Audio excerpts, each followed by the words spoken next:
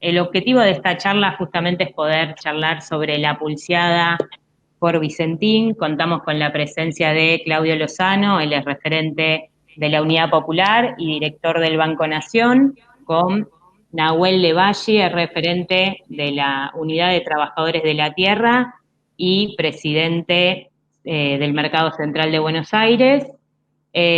Sergio Arelovich es integrante del MATE, mirador de actualidad del trabajo y la economía, es asesor económico de la Federación de Aceiteros y de otras organizaciones gremiales, y Leandro El Pequi Monzón es de la Comisión Interna de Vicentina Avellaneda Santa Fe y parte de la comisión directiva del Sindicato de Aceiteros y Desmotador de Reconquista.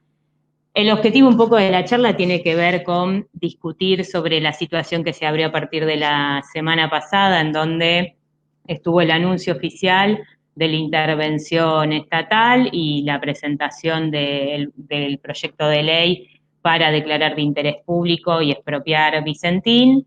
Y bueno, entendemos que eso abrió un escenario de muchas disputas, de muchas posiciones, con sectores de la derecha y del empresariado, tratando de tirar para atrás esta situación, pero también abrió mucha expectativa dentro del campo popular, ya que inclusive son las organizaciones populares que en febrero, cuando se presenta el preventivo de crisis, han salido a reclamar esta intervención estatal, y entendemos que la situación que se está dando en Vicentín no es solo el hecho mismo de Vicentín, sino también es la posibilidad de generar un antecedente muy importante para pensar cómo se sale de la crisis social y económica que vivimos en Argentina. Así que vamos a arrancar con este intercambio. Le damos primero la palabra y le agradecemos enormemente su presencia a Claudio Lozano.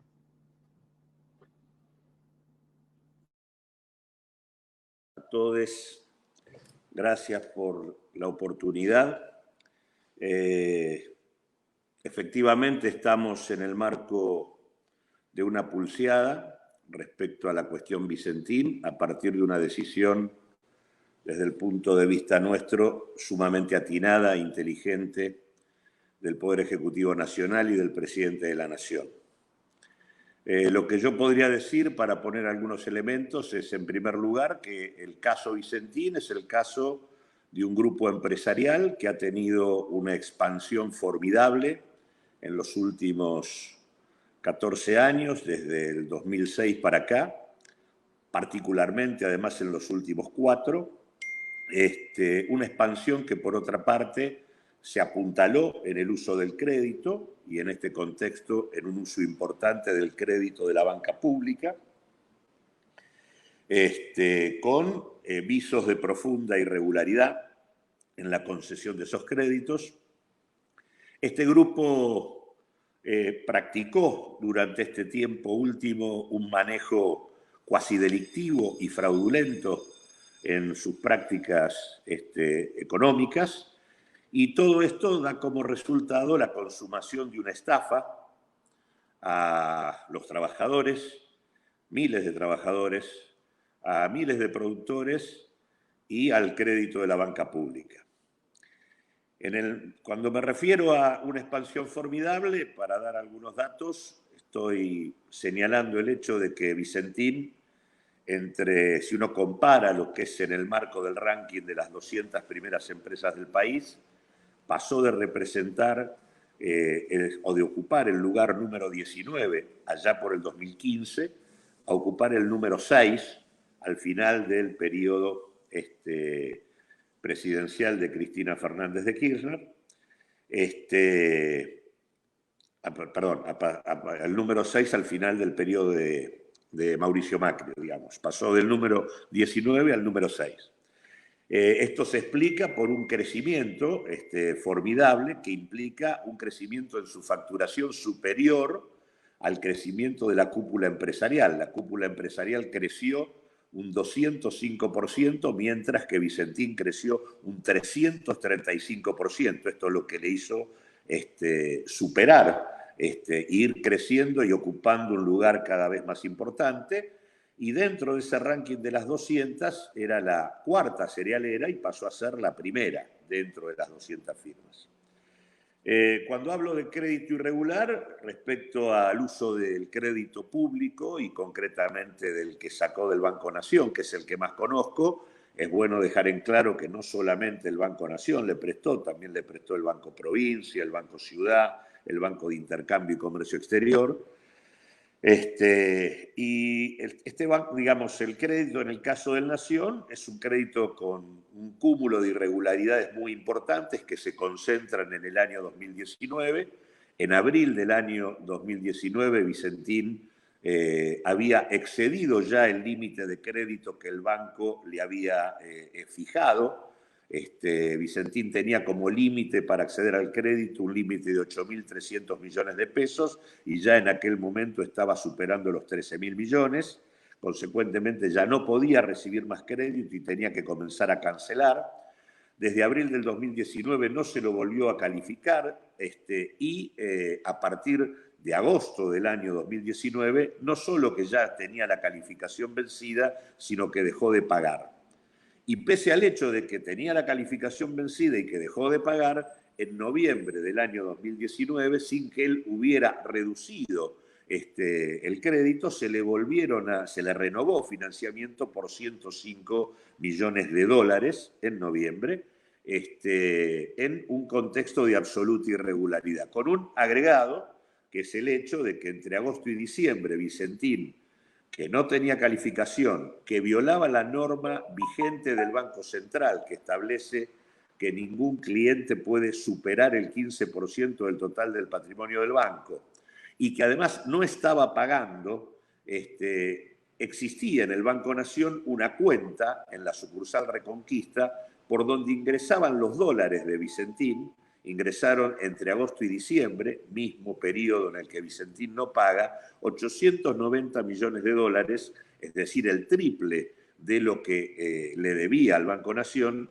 Esa cuenta era una cuenta en garantía del crédito. Las autoridades pasadas del Banco Nación podrían haber ejecutado esa garantía y recuperado lo que habían prestado y tampoco lo ejecutaron. Cuando nosotros, como nuevo directorio del banco, accedimos a esta institución, esa cuenta ya estaba vacía. Por lo tanto, el desarrollo del proceso que se vivió durante el 2019 es un Vicentín con la calificación vencida, que violaba incluso no solo la norma interna del Banco Central, sino la norma misma, no solo la norma del Banco Nación, sino la del Banco Central, que además desde agosto no pagaba, que a pesar de eso se le renovó el crédito y que existiendo la posibilidad de recuperarlo ejecutando la garantía que existía por la cuenta de Vicentín, esto no ocurrió. Obviamente las razones que explican tanto relajo y flexibilidad en el manejo del crédito desde el Nación a Vicentín está en directa relación con el vínculo que los referentes principales de la empresa, Nardelli y Padoan, tenían con el expresidente de la Nación, Mauricio Macri. Tanto Nardelli como Padoan eran integrantes de la mesa chica del PRO en la provincia de Santa Fe. Nardelli fue precandidato en la interna de Juntos para el Cambio a gobernador de la provincia.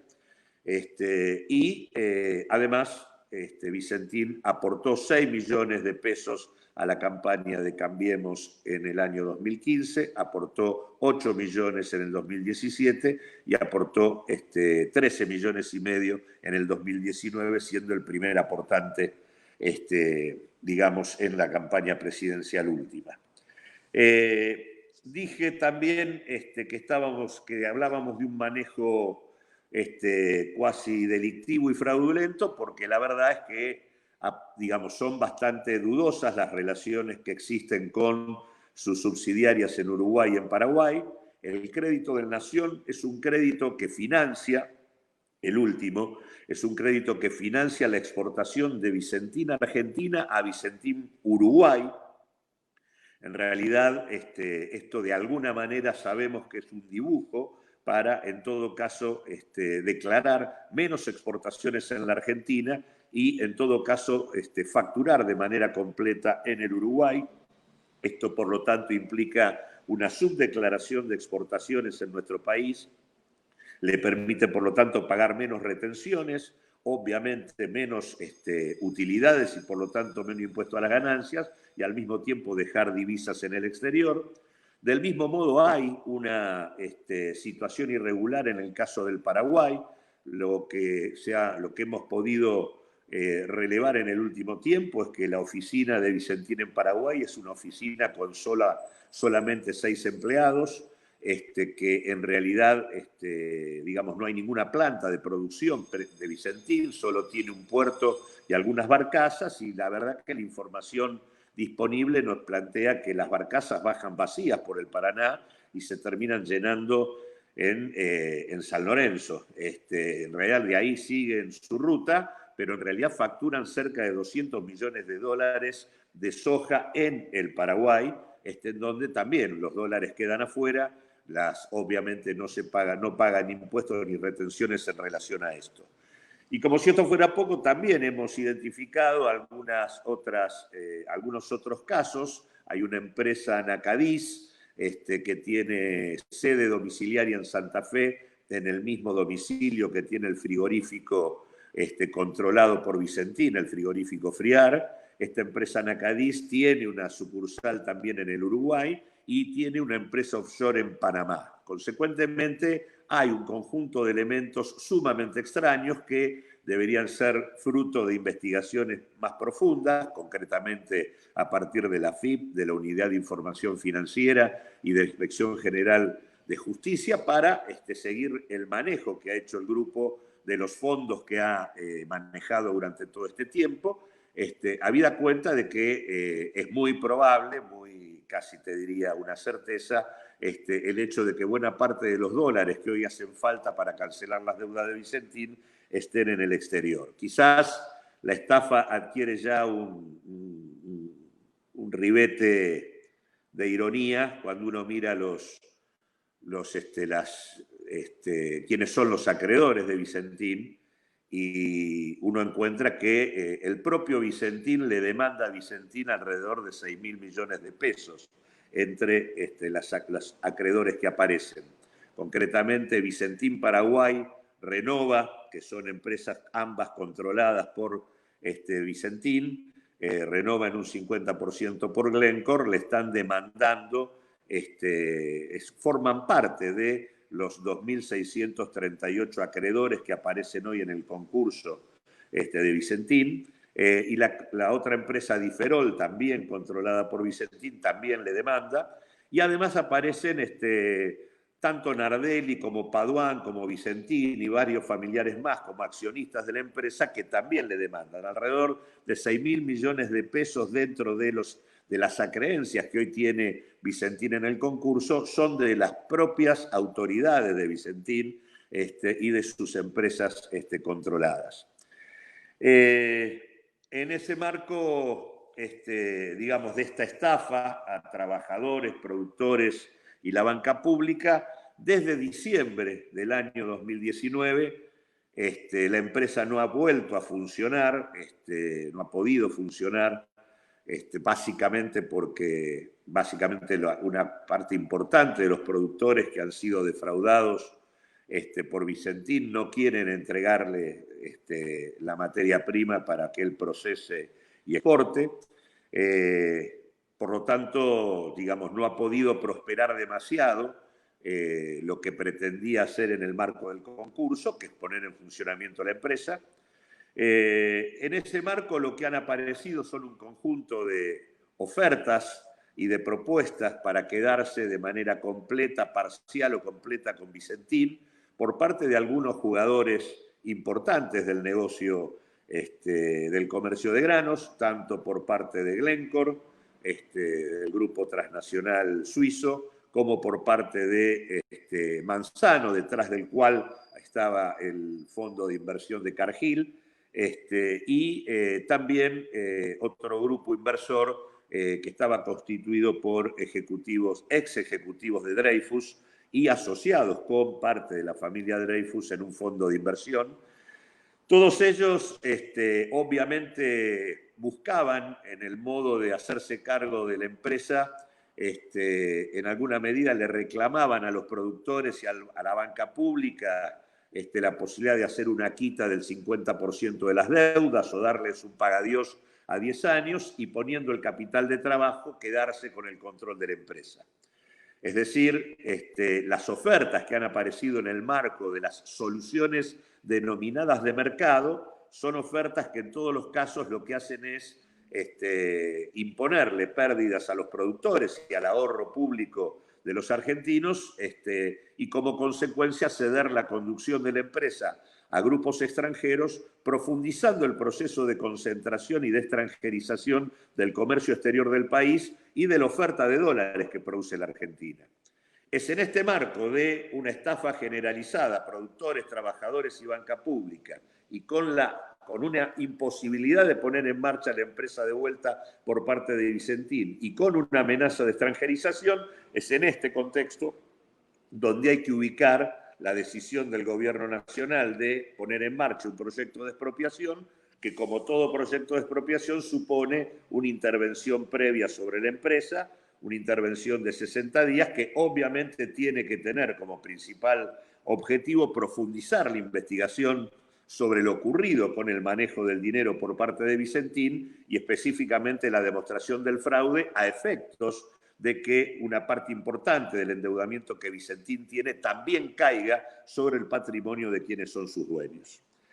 Digo todo esto porque me parece que buena parte de los argumentos de una derecha bastante retrógrada que nosotros tenemos en la Argentina se basa en decir que lo que hay por detrás de esto es un programa generalizado de expropiaciones. En realidad acá no hay tal cosa. Se trata de una situación concreta donde lo que hay es una estafa y una amenaza de extranjerización. La verdad no es que estemos en presencia de un grupo empresario que esté derrochando dinamismo y funcionando a las mil maravillas y que en ese marco hay un presidente afiebrado que haya decidido expropiarlo. No es esa la situación que estamos discutiendo. Hay una situación concreta que es esta: estafa y amenaza de extranjerización. En ese contexto, la mejor opción o la única opción posible es una opción de expropiación que corra a la presencia de Vicentín por parte de la empresa y que le dé sentido al hecho de estos casi 400 millones de dólares que entre el Estado, vía banca pública, el ahorro de argentinos a través de la banca pública e incluso las deudas que el propio Vicentín tiene con la Administración Federal de Impuestos, están enterrados allí, en Vicentín. Y consecuentemente darles valor y encontrar una puerta de salida a la situación, desde nuestro punto de vista, tiene que ver con la posibilidad de terminar con la lógica del Estado bobo, que se coronaría de manera absoluta si, habiendo puesto casi 400 palos, ahora resulta que los que se terminen llevando el control de la empresa por muy poco dinero sean algunos de los grupos extranjeros que lo están intentando. En ese contexto, la propuesta de expropiación nos parece razonable. Nosotros creemos que sería importante darle vida a una empresa pública no estatal. Esto significa que la primacía accionaria del Estado, desde nuestro punto de vista, debería estar acompañada por la incorporación de las cooperativas agropecuarias dentro del control de la empresa y al mismo tiempo con representación de los trabajadores. Ese es el criterio que nosotros tenemos. Creemos que si uno mira, por ejemplo, los datos del año 2018, en el 2018 Vicentín exportó por 6.300.000 toneladas de granos, mientras que, por ejemplo, una de las cooperativas que tiene mayor cantidad de acreencias sobre Vicentín, que es la Asociación de Cooperativas Agropecuarias, exportó por 3.600.000 toneladas. Hay otras cooperativas también que son acreedoras de Vicentín, como es el caso de AFA y de FECOFE. Si estas se integraran, en realidad estaríamos construyendo un jugador muy importante dentro del comercio de granos que nos permitiría avanzar en un proceso de blanqueo de un comercio de granos que, desde que desapareció la Junta Nacional de Granos y desde que se privatizaron los puertos, es un comercio sumamente opaco, donde lo que prima es la subfacturación de exportaciones y el contrabando. En ese marco creemos que Vicentín puede ocupar un rol muy importante como empresa testigo implicaría tener un acceso directo por parte del Estado, un ingreso de 5.000 a 6.000 millones de dólares anuales, y al mismo tiempo tendría un papel lo suficientemente potente como para poder contrapesar la presencia de otros actores muy importantes de carácter extranjero o local transnacionalizado que forman parte del comercio de gramos. A la vez, creo que esto permitiría una relación mucho más productiva con los pequeños y medianos productores, que podrían tener mejores precios, mejores remuneraciones en sus precios para los granos que venden, y además en perspectiva, en una reorientación del plan de negocios que podría tener la empresa, podríamos avanzar en una discusión respecto a una empresa pública de alimentos que puede intervenir localmente, abriéndole paso a mayores niveles de soberanía alimentaria y demás. Hoy todos sabemos que Vicentín es un coloso del agronegocio, por lo tanto no es alguien que aporte a la discusión de la soberanía alimentaria, pero nada indica que si tomamos control sobre esto no podamos reorientar también el plan de negocios en dirección a poder garantizar que en la Argentina tengamos alimentos saludables para nuestro pueblo y al precio que en todo caso corresponde. Me parece que si uno tiene que ubicar la pulseada, que por lo menos en mi opinión está planteada hoy, luego de la decisión tomada por el Poder Ejecutivo Nacional, decisión que implica, por un lado, un decreto de intervención y, por otro lado, un proyecto que debe entrar al Parlamento para expropiar. Está claro que el decreto existe, la intervención comenzó, pero no apareció todavía el proyecto de expropiación en la Cámara de Senadores. Y creo que esta demora entre el decreto y el proyecto tiene que ver con una discusión que en todo caso me parece que implica discutir qué tipo de empresa se va a conformar, y creo que hay ahí algunas intenciones por parte de algunos sectores que claramente han salido a cuestionar esto, y que intentan que quienes queden en el marco, al mando de la empresa sean algunos grupos locales que en realidad ya tienen peso en el negocio, que están fuertemente transnacionalizados y que tienen una operatoria muy similar a las transnacionales del sector, es decir, que son parte del problema y no de la solución.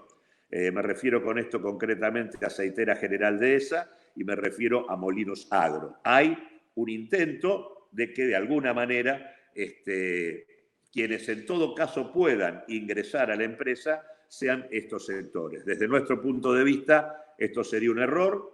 Creemos que habría que trabajar para que los pequeños y medianos productores y las cooperativas puedan compartir con el Estado la conducción de la empresa, y creo que ahí está ubicada la pulseada y que sería muy recomendable que esta estafa que cometió el Grupo Vicentín nos permita tener dólares para el desarrollo, nos permita blanquear el comercio de grano, mejorar el precio para los pequeños y medianos productores y abrirle la puerta a una empresa importante de carácter público en el sector de alimentos.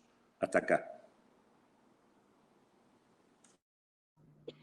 Bueno, le agradecemos mucho por la intervención a Claudio Lozano. La idea ahora es darle la palabra a Leandro El Pequi Monzón. Él es integrante de la Comisión Interna de Vicentín Avellaneda, y preguntarle por cómo lo están viviendo los trabajadores y también en general de cuál es el rol del movimiento obrero en estas situaciones, también entendiendo que hoy circuló una solicitada de más de 100 organizaciones sindicales en donde apoyaban la intervención en Vicentín y decían, bueno, hay que dar continuidad a los puestos de trabajo de los 6.000 trabajadores implicados directamente, pero también de los 20.000 trabajadores implicados indirectamente.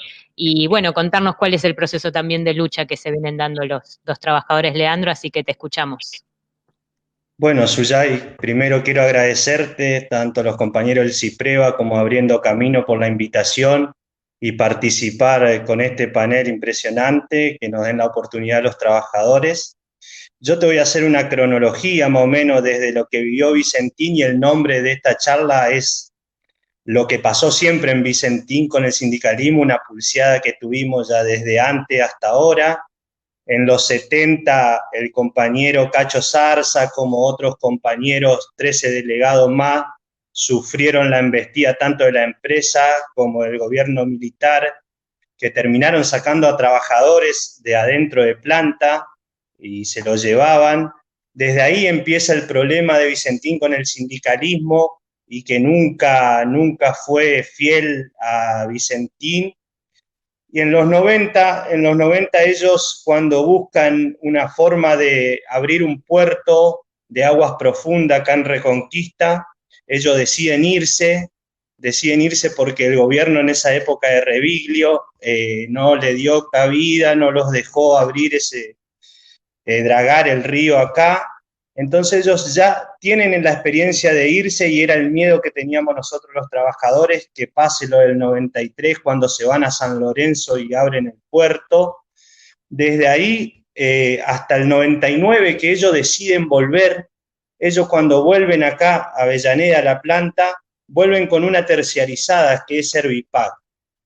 Cuando agarra Servipac nosotros no estábamos sindicalizados, a mí me toca entrar en el 2004, recién por el 2006, a fin del 2006 y principio del 2007, logramos sindicalizarnos, logramos entrar al convenio aceitero, en una lucha donde se perdieron compañeros, donde echaron y siempre Vicentín tratando de estigmatizar la lucha obrera, la lucha de los sindicatos. Pasamos desde ahí, desde el 2007 más o menos hasta el 2013, cuando hay un cambio desde la conducción de Federación, que agarra el grupo de Daniel con los compañeros de Rosario, San Luis, Buenos Aires, Córdoba, en donde también integra Dionisio, hace un cambio también en Reconquista, en donde se saca una burocracia de 30 años, un sindicato que no tenía dirección, que no tenía nada. Recién desde el 2007 al 2014 es la primera vez que en Vicentín volvemos a tener delegado. Desde ahí fueron pulseadas muy grandes. Nosotros nos toca entrar al grupo que estamos ahora en el 2016, ganamos una elección, es la primera vez que hay elecciones de delegado en la planta Vicentín. Después en el 2015 tuvimos donde empezaron mayormente los conflictos con este grupo nuevo, fue después de la gran huelga aceitera del 2015, donde se logra romper tanto a las patronales como al gobierno de ese momento. Desde ahí ellos vinieron diciendo que iban a cerrar, que venían amenazando con cierre, con que los aceiteros cobrábamos mucho, trataron de regionalizar en todas paritarias, siempre querían que nosotros ganemos menos. En el 2018, a fines del 2018, ellos deciden ya cerrar definitivamente el fraccionado y la refinería de aceite. Fue una lucha que empezó ahí, terminó con compañeros con retiros voluntarios, 5 despidos, en el cual tuvimos, y no fue tanto como lo sufrieron Cacho y Efrén Venturini, pero tuvimos la militarización de la planta, entraron policías, me acuerdo una noche fría de junio, que nos metieron los policías adentro y la comisión interna y el grupo de delegados que tuvimos que estar ahí adentro.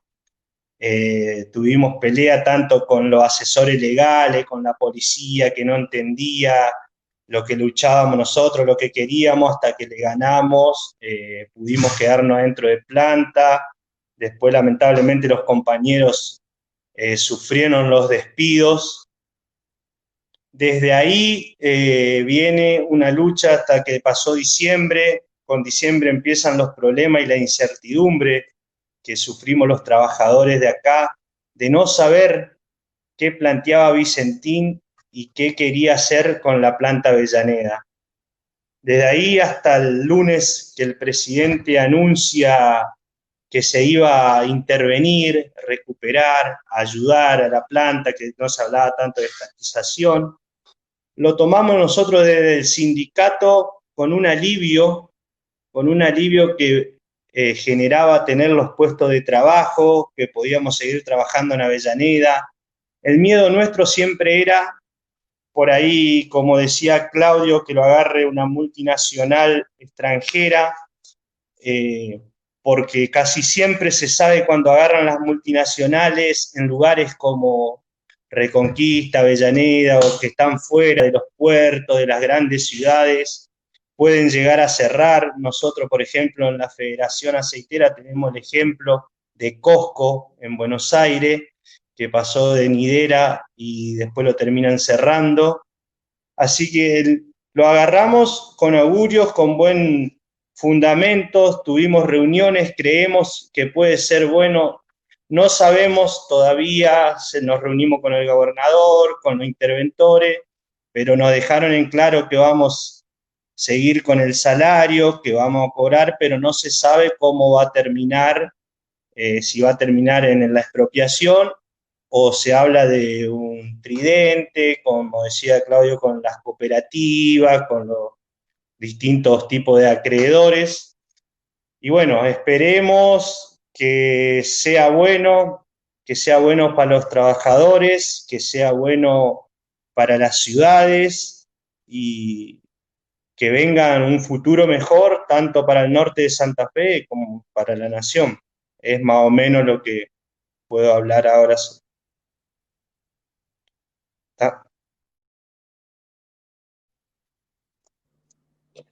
Agradecemos a Leandro por la intervención y bueno, le damos la palabra a Sergio también para preguntarle él cómo ve los distintos escenarios que se abren sobre la disputa en Vicentín.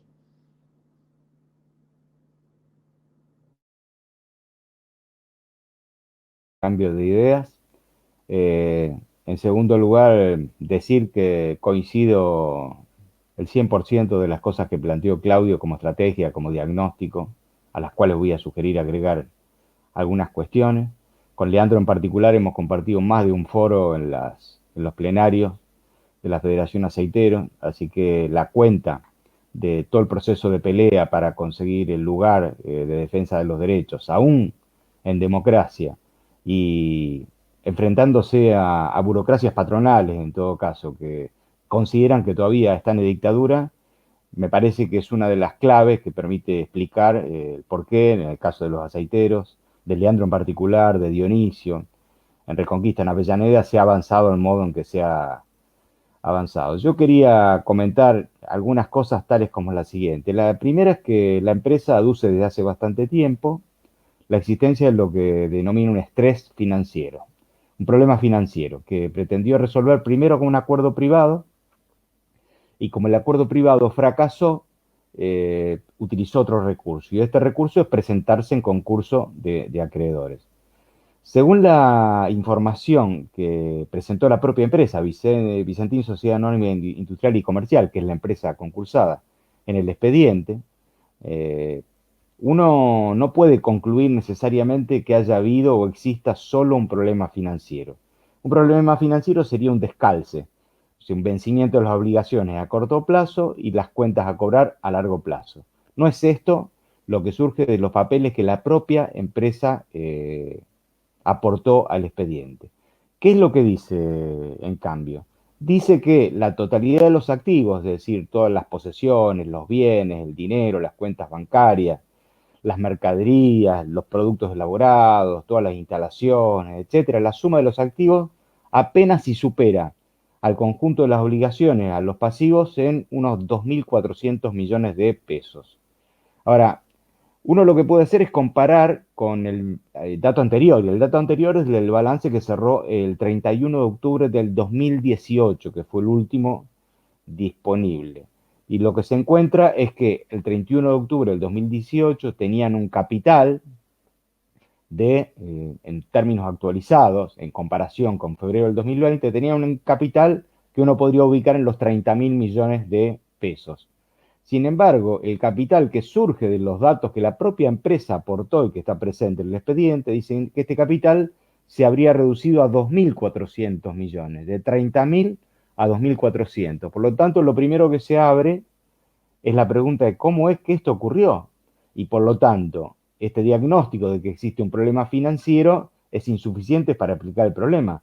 No hay un problema financiero, hay un problema económico, hay un problema de solvencia. Hay inclusive el riesgo sea inferior a las obligaciones y como consecuencia que tengan el capital totalmente perdido. Con lo cual la pregunta es si es viable un concurso o si va esto o si debiera ir esto derecho a la quiebra con todos los efectos gravísimos que tuviese. Por eso me parece importante y atinado y muy oportuna la decisión del Gobierno Nacional de intervenir con varios propósitos. Está claro que los objetivos son, por un lado, dar continuidad a la empresa, lo cual significa sostener y mantener los puestos de trabajo y también sostener el funcionamiento y la vida del conjunto de productores agropecuarios y cooperativas que lo asisten vendiéndole y confiándole sus materias primas, pero también un proceso de investigación que permita desbrozar, que permita desmalezar las razones que llevaron a perder el capital a tal punto que el capital que surge de las propias declaraciones de la empresa es equivalente a solo un 8% del que tenían el 31 de octubre del 2018. Cuando digo 31 de octubre, estoy diciendo el cierre del balance comercial anual. El balance del 31 de octubre del 2019 no ha sido presentado. Fue prometido en la presentación, en el expediente figura tal cosa, y hay una cuestión más grave que es la siguiente. Todas las sociedades deben anualmente tratar su balance en asambleas ordinarias que lo analizan, lo aprueban, lo rechazan, lo modifican, etc. La asamblea ordinaria debiera haberse realizado antes de la finalización del mes de febrero porque dentro de los 120 días posteriores al cierre del balance. La asamblea ordinaria no se realizó en tal fecha y en cambio se realizó una asamblea ordinaria el día 19 de marzo que no trató lo más importante que tenía que tratar porque no estaba en el orden del día y es analizar el balance.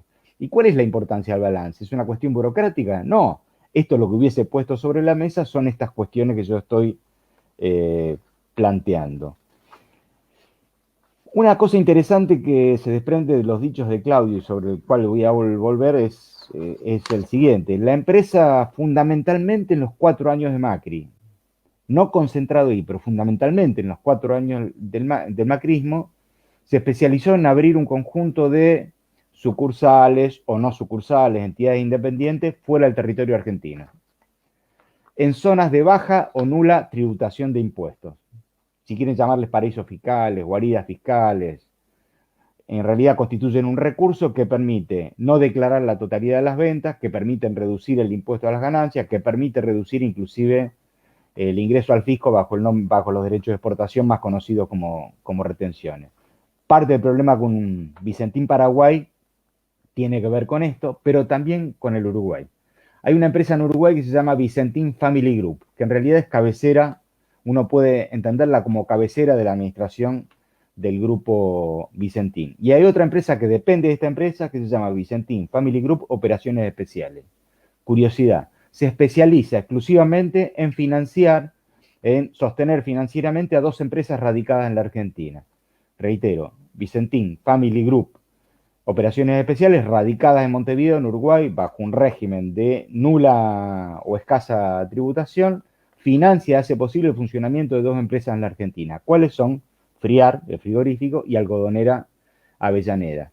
Yo a esta altura podría decir que en función del conjunto de desregulaciones y de ausencia de regulaciones que hubo durante el gobierno de Macri, es probable que estos préstamos que dice la uruguaya que le ha prestado a las argentinas nunca hayan traspuesto la frontera, pero en cambio obliga a las empresas argentinas a cancelar por capital e interés estas obligaciones, ocultando, dibujando de alguna manera el giro de utilidades bajo otra forma, dada esta estructura perversa, si así se la pudiera decir. Ahora, nosotros nos estamos ocupando de Vicentín, pero yo puedo decir con certeza que el 100% de las empresas del complejo oleaginoso, sean las 3 grandes de origen local, como lo planteó Claudio, Molinos Agro, AGD, o sea, Aceitera General Dehesa, y Vicentín, por el lado argentino, y las extranjeras, que las conocemos, en todo caso, si quieren encabezarlas por COFCO, que es la promovida por el Estado chino, pero que no es totalmente propiedad del Estado chino, sino que entre otros accionistas tienen a Goldman Sachs. El resto del conjunto, digo, tanto las transnacionales como las locales, tienen como característica que tienen todas casas abiertas en paraísos fiscales. Todas utilizan este recurso. ¿Y por qué lo utilizan? Bueno, porque no está prohibido y en consecuencia por defecto está permitido. Por lo tanto, la ausencia regulatoria me parece que es una materia interesante para poner en la discusión, porque lo que hace Vicentín lo van a seguir haciendo, lo que hizo Vicentín lo van a seguir haciendo las otras precisamente por esta cuestión. Hay sí una cosa que a mí me preocupa y la quiero dejar planteada. La empresa que se concursa se llama Vicentín Sociedad Anónima Industrial y Comercial, que es la cabecera de una parte del grupo, no es todo el grupo, y además es solo la cabecera. No entra en el concurso el resto de las empresas que son controladas por Vicentín, ni en las cuales Vicentín tenga una participación minoritaria, por un lado.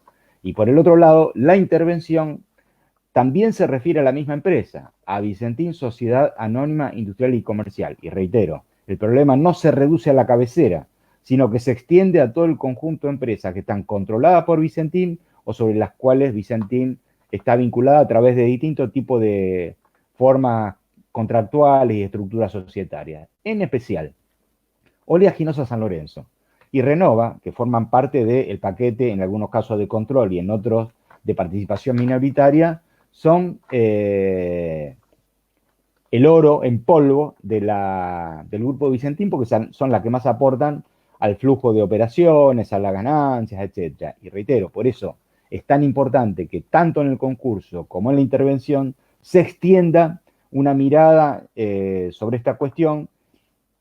Yo pensaría, por ejemplo, en los siguientes términos. El interventor ya debiera estar designando algún director en reemplazo de los directores que Vicentín, Sociedad Anónima Industrial y Comercial, tiene, tanto en las controladas como en las no controladas y vinculadas, para saber qué es lo que están haciendo sobre la materia.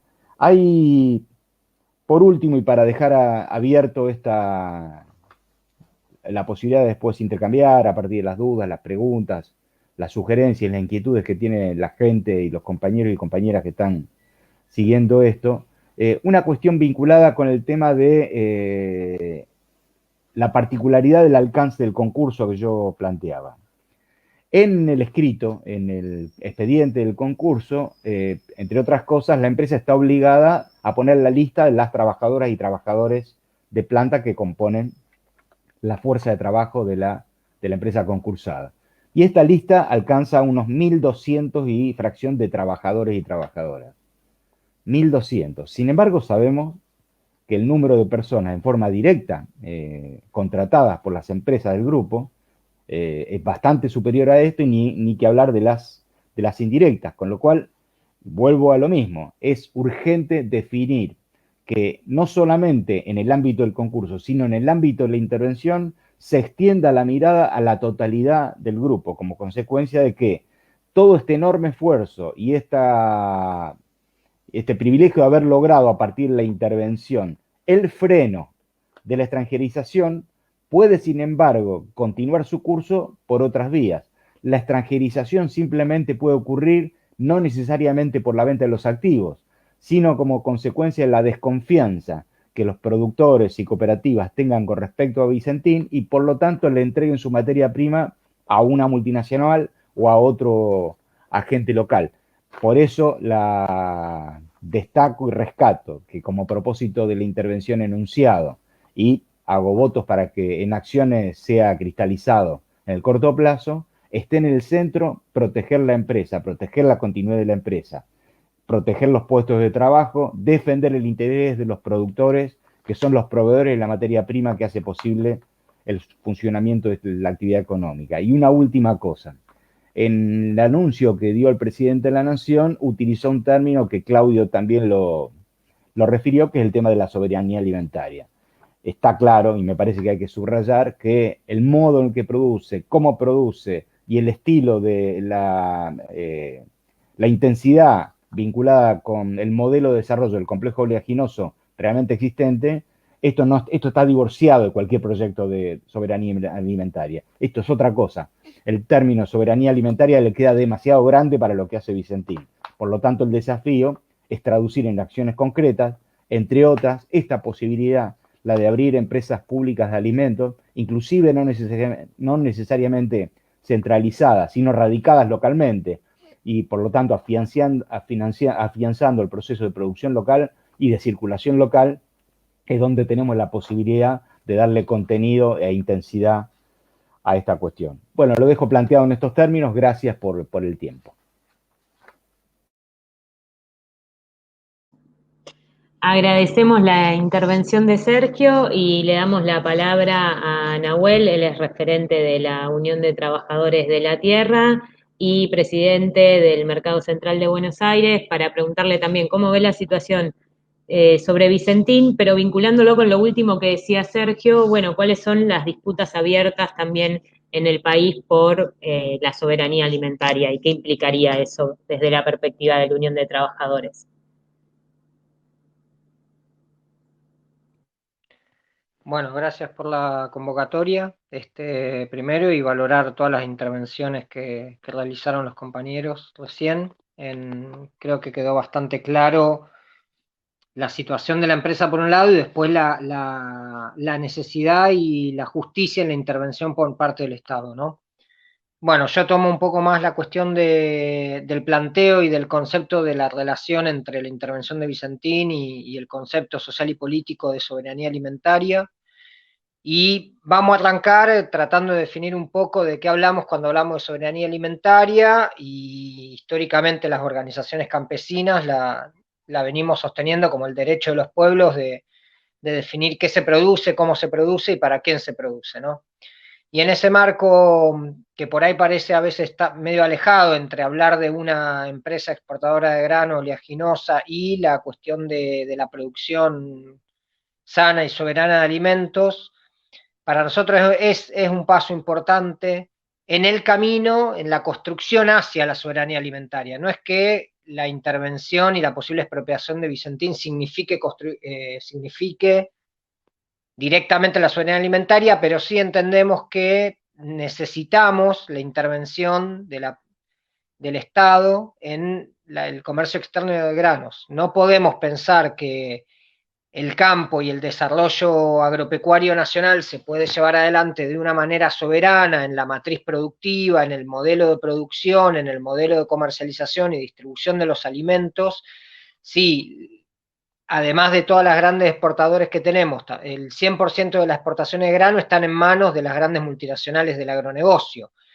La capacidad de discutir con el sector privado sobre de qué manera se produce y para quién se produce, y también en manos de quién está la renta, porque cuando hablamos, en manos de quién está la tierra, porque cuando hablamos del modelo de producción y el modelo agroexportador, también estamos hablando de la tenencia y la distribución o la concentración de la tierra. Entonces, no podemos pensar que construir una soberanía alimentaria en función de la alimentación del pueblo si tenemos la gran mayoría de las hectáreas productivas de la Argentina produciendo granos para exportación en manos de las multinacionales del agronegocio. Entonces, el paso de la intervención de Vicentín por parte del Estado y la posible discusión, que empecemos a discutir el concepto de soberanía alimentaria que tantos años venimos discutiendo desde las organizaciones campesinas, y que también el gobierno nacional lo tome y lo mencione a la hora de intervenir, Vicentín para nosotros es un hecho muy importante.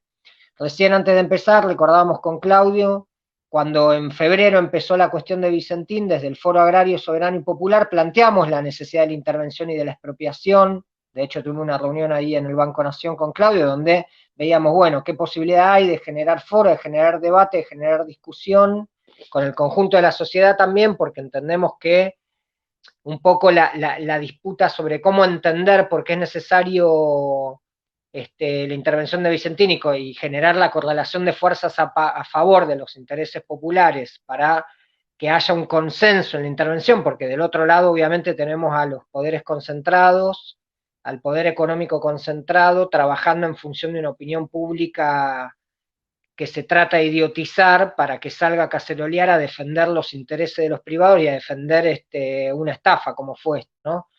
Y nosotros tenemos que poder explicar entonces, por un lado, la legitimidad de la intervención, que es lo que explicaron recién los compañeros, dando la explicación de en qué situación estaba la empresa y el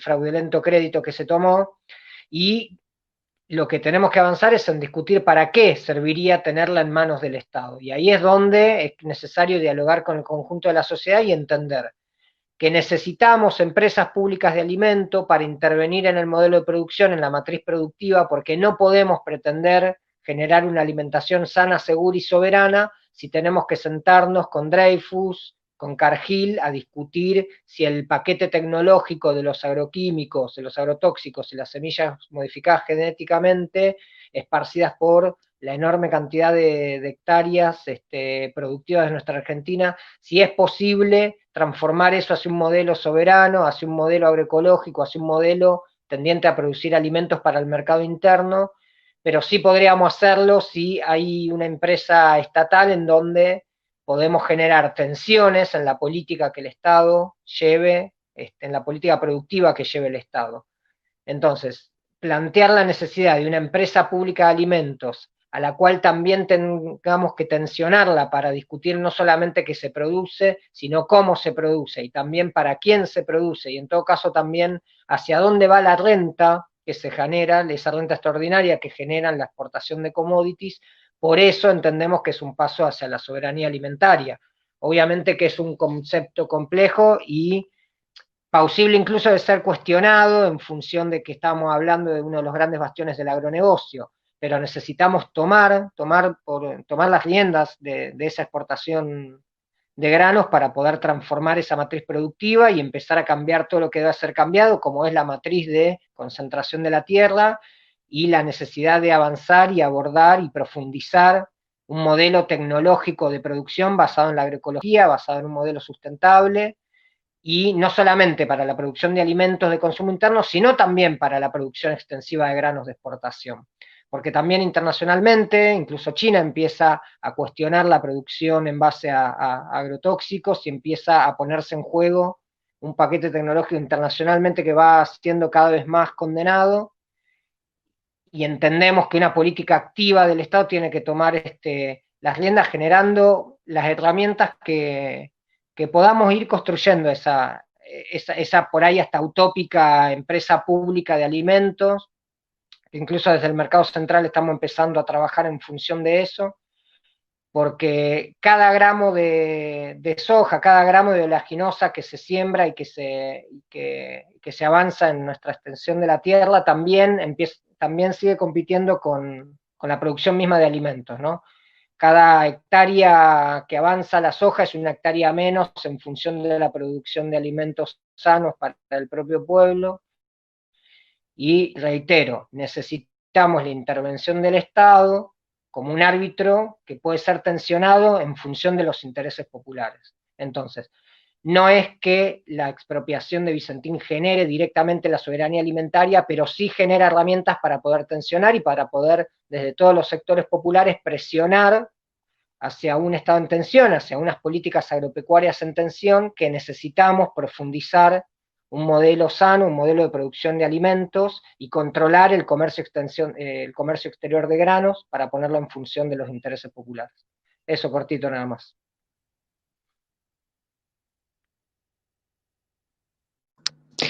Bueno, agradecemos a Nahuel la intervención y ahora vamos a leer una pregunta que salió de los comentarios. Después hubo muchos comentarios, digamos, tanto a favor de las intervenciones de los panelistas como de la medida tomada, pero comento bien la pregunta, la pongo para que se lea. Dice: para Lozano, sabiendo que Vicentín Saic tiene acciones en varias empresas nacionales e internacionales, ¿qué alcance tendrá el proyecto de expropiación, ya que debería alcanzar no solo a Vicentín, sino a todas ellas donde tenga participación? Por si quieren explayarte tanto Claudio como alguno de los otros panelistas en estos puntos, que ya algo se charló.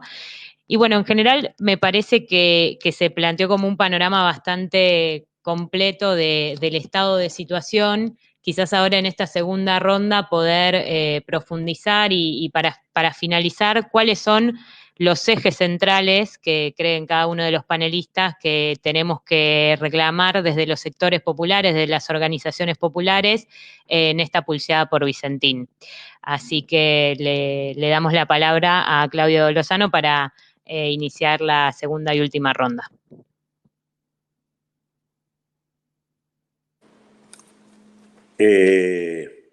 O sea, hablo ahora y punto. ¿Esa es la idea? Perdón, justo se cortó. No, decía, esta es la última intervención, no es que hay más preguntas. Claro, no hay más preguntas. Porque ahí me había aparecido una pregunta concreta. Era una pregunta concreta, pero después no hubo más preguntas de este estilo. Exacto, así que hacemos esta última ronda.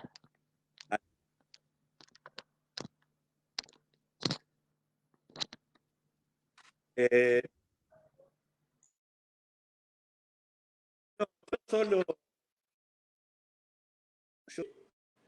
muchas de las cosas planteadas. Primero comparto la idea que planteaba Sergio respecto a que no hay ninguna manera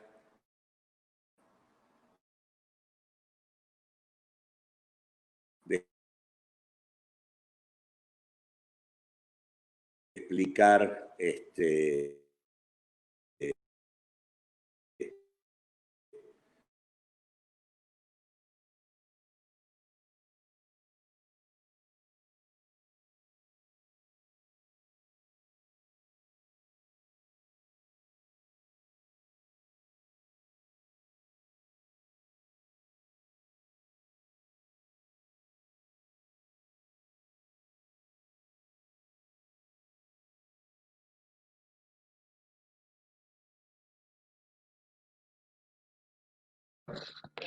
Se quedó entrecortado la intervención de Claudio. Claudio, no sé si vos me escuchás.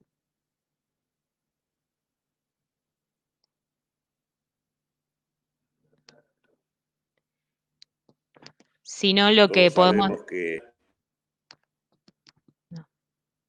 Se perdió la conexión. Lo que podemos hacer es pasar con Leandro y cuando recuperemos la conexión con Claudio, ahí sumarlo. Bueno, a ver, Suyay, lo que nosotros pensamos en lo que está pasando socialmente, te voy a contar lo que pasó estos días acá, tanto en Reconquista como Avellaneda, en donde hubo un grupo de chacareros, de jerárquico de la empresa, en donde salieron a apoyar al grupo Vicentín. Ayer acá hubo una movilización muy grande de los trabajadores de la algodonera Avellaneda, que es de parte del grupo Vicentín. ¿Sigo? ¿Sigo yo, Suyay?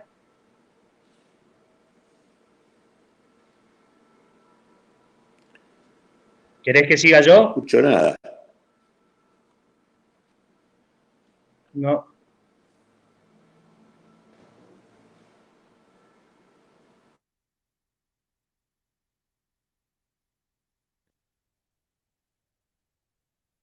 Suyay, ¿sigo yo?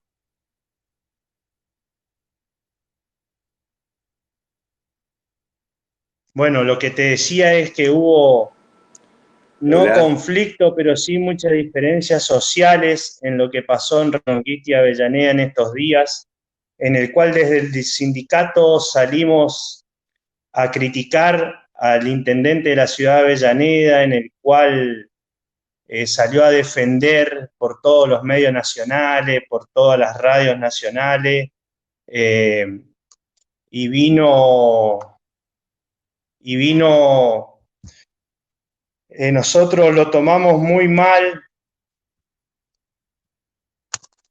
se corta, lo tomamos muy mal lo que el intendente hizo en llamar a una movilización por Vicentín, cuando nosotros hace 1 año y medio teníamos conflictos laborales en donde había pérdida de trabajo y ninguno de los dos intendentes salieron a respaldarnos, salieron a apoyarnos, y en cada conflicto social que hay siempre tiran para el poderoso, y en eso estamos muy embroncados. Y bueno, veremos cómo sigue esto, cómo siguen los conflictos sociales, y día a día se va a profundizar la grieta que hay acá, en tanto por los trabajadores como por parte de la empresa. Así que eso es más o menos lo que te puedo comentar de lo que se está viviendo socialmente acá en la ciudad de Reconquista y Avellaneda. Gracias, Leandro. Recién no se me escuchaba. porque estaba muteada. Ahí estoy, estamos viendo si... Claudio, ¿vos nos escuchás? Sí. ¿Ustedes me escuchan? Sí, no se te ve, pero se te escucha claro. ¿Ahora me ven? No. ¿Se me No. escucha? Bueno, si se me escucha, alcanza. Bueno, dale. Sí, se te escucha claro. Bueno, lo que estaba diciendo es que primero me parecía que la argumentación de la empresa no justifica absolutamente nada, que realmente estaríamos en presencia del primer caso de una empresa exportadora afectada por una devaluación, cuando Vicentín el 87% de su producción lo coloca en el exterior. Decía que 48 horas antes del default de Vicentín, Vicentín vendió la participación que tenía Vicentín Paraguay en Renova, el 16%, en aproximadamente 122 millones de dólares, en una operación que no queda claro dónde se hizo ni dónde terminó. Como bien decía Sergio, hay un proceso, sobre todo a partir del 2017-2018, de offshorización de Vicentín, es decir, de erradicación de un conjunto de empresas en el exterior, sobre todo en Uruguay, y que efectivamente yo creo que si tenemos que plantearnos pasos concretos, acá es imprescindible que la intervención le ponga pila a la profundización de la investigación para identificar las maniobras cuasi delictivas y de fraude que Vicentín ha llevado adelante. Creo que es indispensable, y esto va en relación con algo que dijo Sergio y con la pregunta que me hacían por allí, que efectivamente hay que hacer la intervención tiene que ir sobre el conjunto del grupo y no solamente sobre Vicentín Sociedad Anónima. En este sentido, también creo que esto es parte, del mismo modo que creo que hay una discusión que es lo que todavía hace que el proyecto de expropiación no se haya presentado. Del mismo modo que creo que se está discutiendo qué tipo de empresa conformar, también creo que hay una discusión respecto a si hay que ir sobre Vicentín Sociedad Anónima o sobre el grupo completo. Nosotros creemos que es imprescindible ir sobre el grupo completo, hay que insistir en esto, y al mismo tiempo creo que hay que dar un debate a fondo para que no se pierda la oportunidad de tener una empresa pública con participación de los pequeños y medianos productores y de los trabajadores, actuando en el comercio exterior de granos y teniendo la posibilidad de tener control sobre una masa importante de divisas, blanqueando el comercio exterior, al mismo tiempo mejorando los precios de los productores y abriendo el camino para tener una herramienta más en el diseño de un camino hacia la soberanía alimentaria. Yo creo que estas son las claves. Creo que la pulseada está casualmente en si vamos sobre Vicentín Sociedad Anónima o vamos sobre el grupo, si investigamos o no investigamos el fraude y qué tipo de diseño tiene la futura empresa. Yo creo que se ha dado un paso muy importante, creo que Vicentín va a ser muy difícil que quede adentro de la empresa, creo que está claro que no puede continuar, pero me parece que todos estos otros puntos todavía son parte de una discusión. Y creo que en este sentido profundizar el tema para que haya investigación, para que la empresa que conformemos sea una empresa pública y social y no una suerte de mecanismo como para que actores que hoy son parte del juego de concentración y transnacionalización del comercio de granos y que efectivamente son parte del problema que tenemos y no de la solución y que efectivamente implican profundizar la lógica del agronegocio y no la de la soberanía alimentaria, no sean los que terminen siendo beneficiarios del proceso que se ha abierto. Me parece que este es el debate de fondo en esto que denominamos la pulseada de Vicentín. Bueno, muchísimas gracias, Claudio, y le damos la palabra a Sergio ahora para sus minutos finales.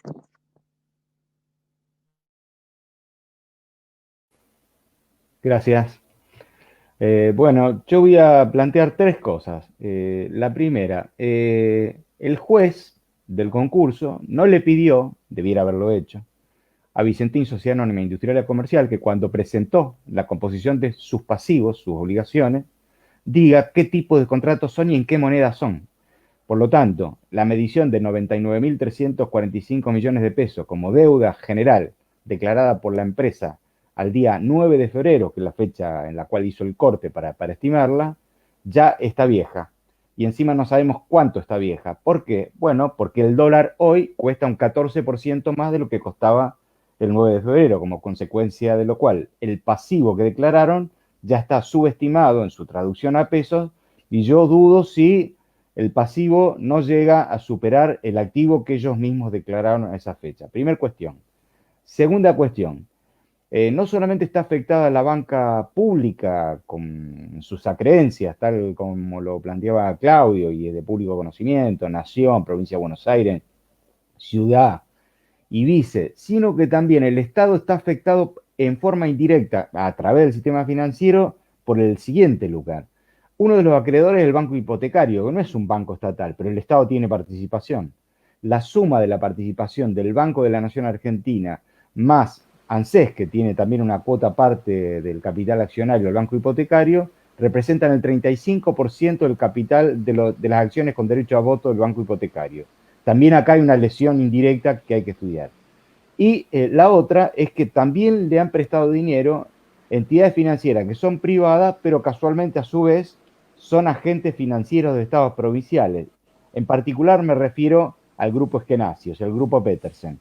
El Banco de San Juan, el Banco de Santa Fe y el Banco de Entre Ríos, que forman parte del grupo Petersen, también han colaborado con la financiación, con lo cual, una sugerencia en público, le sugiero al interventor que también le pide a esta banca cómo ha calificado el crédito al momento del otorgamiento, a ver cómo se han comportado para despejar o para desmalezar el origen del problema, que en este caso ha sido acompañado por la banca pública. Y en tercer lugar, y refiriéndome ya no solo al expediente ni al concurso, sino a esto que llama la atención, grupos de personas, de pobladores movilizados defendiendo a Vicentín, oponiéndose a la intervención, a la expropiación, etc. Y lo voy a decir muy breve. Hay un cuento extraordinario del teólogo brasileño Leonardo Boff, que se llama El águila y la gallina. El águila y la gallina, metáfora de la condición humana. Y ahí lo que cuenta él es la discusión sobre el tema del proceso de descolonización africano. Y él lo que planteaba, que los colonizados habían introyectado, tenían adentro el pensamiento del colonizador. Buena parte de la población de Avellaneda y Reconquista cree que Vicentín es la Vicentín que existía hasta los años 70. Bueno, mala noticia. A partir de la dictadura, Vicentín se transformó. Es otra cosa. Ya no es más aquel grupo. Se transformó, y la transformación tiene que ver no solamente con la internacionalización y la multinacionalización, sino con el vínculo directo, tal como lo planteaba Leandro, en el proceso de persecución, encarcelamiento y destrucción de las organizaciones sindicales durante la dictadura, pero también en la postdictadura. Gracias. Gracias, Sergio. Y bueno, damos la palabra a Nahuel también para que a modo de cierre pueda concluir con la charla, ya que sería la última intervención. Bueno, gracias. No, yo por ahí reforzar que en realidad lo que estamos teniendo sigue siendo la misma disputa de sentido entre por ahí una sociedad colonizada de alguna manera, como decía Sergio recién, y la voluntad de avanzar en un proyecto popular. Concretamente, a ver, ¿por qué al relato de los compañeros, ¿no? Al relato técnico y legal de los compañeros de la situación, está más que clara la necesidad de la intervención y la justicia de la expropiación? Ahora, el conjunto de la población esta información no la maneja por un lado, y por otro lado, lo que se llega a la cabeza y lo que se tiene en el sentido común tiene que ver con la información de los medios y esta cuestión básica y sagrada que tiene gran parte de la sociedad argentina, que parece que se atenta contra la propiedad privada, ¿no? Que por un lado parece que si hablamos de expropiación, que si hablamos de redistribución, que si mencionamos conceptos en defensa de los intereses populares y que tiene que ver con distribuir lo que hay, con, en todo caso, reorganizar un poco de ese poder económico concentrado, esa gran concentración que hay, enseguida surgen esos sentimientos de defensa de una supuesta y sagrada propiedad privada que es intocable. Entonces, no se horroriza a la población si hay una estafa fraudulenta millonaria a la banca pública, pero sí como si escuchamos la palabra expropiación y parece que se está hablando de una mala palabra y es algo que está tocando en lo más sagrado de toda la población, que es la propiedad privada, y encima una propiedad privada que ni siquiera es la propia, sino una propiedad privada de otros, y es de ese poder impoluto que no nos atrevemos a tocar. A ver, contame una anécdota. Nosotros creo que en el 2017 tuve una reunión desde la Unión de Trabajadores de la Tierra con Rosendo Fraga, venimos planteando desde hace rato una ley de acceso a la tierra que se basa en créditos blandos, y tuve una reunión donde le planteábamos, ¿no?, los créditos blandos para el acceso a la tierra. Y Rosendo Fraga nos decía, bueno, no, pero no hay dinero, la crisis, no hay plata, y además, ¿cómo sería la devolución? Y entonces era como lo más racional del mundo pensar que al que no tiene no se le puede dar, y al que no tiene no se le puede prestar, y al mismo tiempo parece muy racional pensar que al que tiene mucho se le hay que darle mucho, ¿no? Entonces creo que las discusiones que tenemos con el conjunto de la sociedad, porque hay alguna discusión que tendremos dentro de la justicia, alguna discusión que está más en el ámbito político, y hay una discusión que tenemos que dar con el conjunto de la sociedad para poder cuestionar, primero entender por qué hay una sociedad que sale a defender lo indefendible como es la empresa Vicentín, por un lado. Y por otro lado, cómo explicamos y cómo proponemos la alternativa a eso, ¿sí? Porque evidentemente, si ante palabras que parecen mala palabra en la sociedad argentina, como es expropiación, como es reforma agraria, enseguida se generan esas expresiones de derecha, y eso parece que ese salir a la calle de esa sociedad que defiende lo indefendible y defiende lo peor de nuestra sociedad, porque en realidad cuando hay alguien que sale a defender a la empresa, sale a defender la estafa, sale a defender a trabajadores y trabajadoras en la calle, sale a defender la evasión impositiva, sale a defender que haya millones y millones de argentinos que no pueden sacar un crédito, básicamente porque toda esa plata se la dieron a otra que encima se la choreó y se la llevaron afuera. Entonces, ¿qué es lo que le pasa al conjunto de la sociedad o a una parte de la sociedad que salimos a defender eso? Creo que esa es la batalla también de sentidos que nos tenemos que dar para poder proponer y construir un proyecto popular alternativo. Porque hay un sector que acumula, que concentra, que va directamente en contra de los intereses populares, eso hay una porción, hay un sector militante que laburamos y construimos todos los días una sociedad alternativa que lo tenemos claro, ¿sí? Ahora, hay un conjunto de la sociedad que en el 2015 votó a Macri, que en el 2017 volvió a votar a Cambiemos, y que de vez en cuando se llena de odio por los medios de comunicación y sale a defender lo indefendible, que creo que es la batalla cultural fuerte que tenemos que dar, porque en definitiva, cuando nosotros desde las organizaciones populares presionamos al gobierno para que avancen medidas populares, y de pronto se avanza en una medida popular o que puede llegar a tener tintes populares, y hay parte de la sociedad que sale en contra y no podemos dar esa discusión, en realidad esos pasos de avance pueden terminar siendo pasos de retroceso. Entonces, nosotros valoramos muchísimo que se haya puesto sobre la mesa el concepto de soberanía alimentaria. Es necesario salir a defenderlo, es necesario salir a explicar la buena nueva, es necesario convencer al conjunto de la sociedad, y eso tenemos que hacerlo desde la construcción cotidiana y de salir activamente a defender los derechos populares, ¿no? Porque si hubo una porción de la población que salió a defender el fraude, salió a defender una supuesta sagrada propiedad privada, que en realidad es una propiedad no privada, sino una expropiación de la propiedad privada del conjunto del pueblo, porque justamente lo que hacen los grandes poderes concentrados, primero expropia al pueblo y después se asume como propiedad privada eso que expropió al conjunto del pueblo.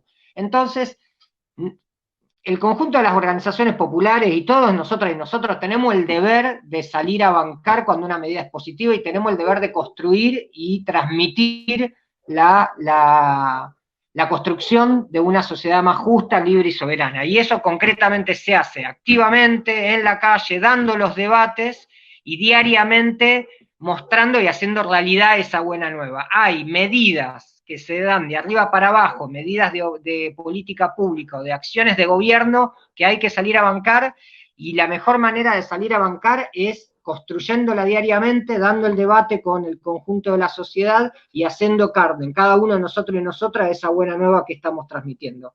En la cuestión agropecuaria eso significa agroecología, significa acceso a la tierra, significa comercio justo y significa un Estado promoviendo todos estos conceptos que acabo de decir que podríamos englobar en soberanía alimentaria. Muchas gracias. Bueno, muchas gracias, Nahuel, por la intervención, no solo por la intervención en sí, sino porque también hubo algunas preguntas y comentarios en relación a eso, a cómo se daba una disputa más amplia en la sociedad, a cómo se daba una disputa de sentido, una disputa en lo comunicacional, así que muy interesante todo lo que planteaste. Y bueno, desde nuestro lugar, agradecer enormemente nuevamente a los panelistas que están ahí siendo protagonistas en diversos sentidos de la pulseada por Vicentín, y a toda la gente que se conectó, hubo más de 200 personas conectadas en la charla, muchísimos comentarios después seguramente los podrán ver, y me parece que eso indica que hay una sociedad dispuesta a debatir este tema, hay interés sobre este tema y se necesitan herramientas desde las organizaciones populares, desde las organizaciones de trabajadoras para defender nuestros intereses, digamos, como pueblo, en esta disputa que en este poco tiempo mostró movimientos, maniobras, intentos de la derecha, pero que seguro para poder llegar a una intervención a favor de los intereses populares también reclame la intervención y el protagonismo popular. Así que nuevamente les agradezco muchísimo y bueno, nos veremos en próximas charlas y en otras iniciativas para seguir interviniendo sobre Vicentín.